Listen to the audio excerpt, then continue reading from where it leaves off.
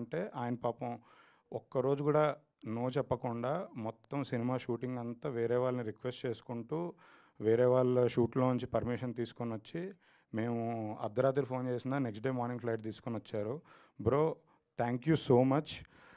మీరు ఆ టైం మాకు ఇవ్వకపోతే, అంటే మీకు తెలుసు మనం ఆ రోజు కాలేజ్ లొకేషన్స్ పర్మిషన్స్ వీకెండ్సే వస్తాయి, రష్మిక గారి డేట్స్ ఇంత ఇదిలో మేము ఎప్పుడూ మిమ్మల్ని రిక్వెస్ట్ చేయడం లాస్ట్ మినిట్లో మీరు మాకు సపోర్ట్ చేశారు. మీరు సపోర్ట్ చేయడం వల్ల ఈ సినిమా అంత షూటింగ్ అంత ఫాస్ట్గా చేయగలిగాం. Thank you so much. ఈ సినిమా తర్వాత మీరు తెలుగు సినిమా ఇండస్ట్రీలో ఒక స్టార్ అవుతారు, మీరు ఒక స్టార్ పర్ఫార్మర్ అవుతారు. మీ యాక్టింగ్ చూసి నేనెంత షాక్ అయ్యానో సినిమా రిలీజ్ అయిన తర్వాత ఆడియన్స్ అంతా చూసి మీకు పెద్ద ఫ్యాన్స్ అవుతారు. హేషామ్ గారు ఇందాక చెప్పినట్టు యాక్చువల్లీ హృదయం సినిమా లో దర్శన సాంగ్ రిలీజ్ అవ్వగానే రాహుల్ గారు నాకు సాంగ్ చూపించారు. ఈ మ్యూజిక్ డైరెక్టర్తో మాట్లాడదామని అనుకున్నాం. ఫస్ట్ హేషామ్ గారికి వెళ్ళి సినిమా అడిగాము చేయమని. అప్పుడు అసలు ఈ కథ కూడా కాదు, అది వేరే కథ.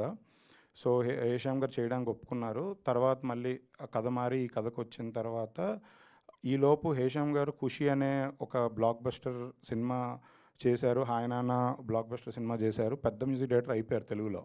సో మాకు ఈ ప్రాజెక్ట్ ఓకే అయిపోయిన తర్వాత నాకైతే పిచ్చ డౌట్, అసలు హేషామ్ గారు ఈ సినిమా చేస్తారా లేదా చేయరా అని. ఎందుకంటే అప్పుడంటే డెబ్యూటెంట్ ఫస్ట్ సినిమా అని, తర్వాత 2-3 బ్లాక్ బస్టర్స్ కొట్టాక అంత టైం ఉంటుందో లేదో కూడా నాకు తెలీదు.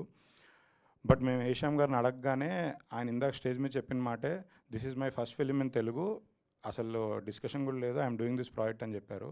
Thank you so much sir. మీరు ఇందాక స్టేజ్ మీద పాట పాడారు, ఇక్కడ ఆడియో సిస్టము స్పీకర్స్ ఇవన్నీ బాగోవు సార్.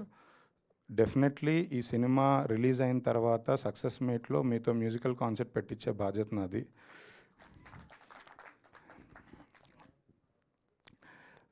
చాలా సినిమాలకి మ్యూజిక్ డైరెక్టర్ ఒకళ్ళు ఉంటారు, ఆర్ఆర్ వేరే వాళ్ళు చేస్తారు.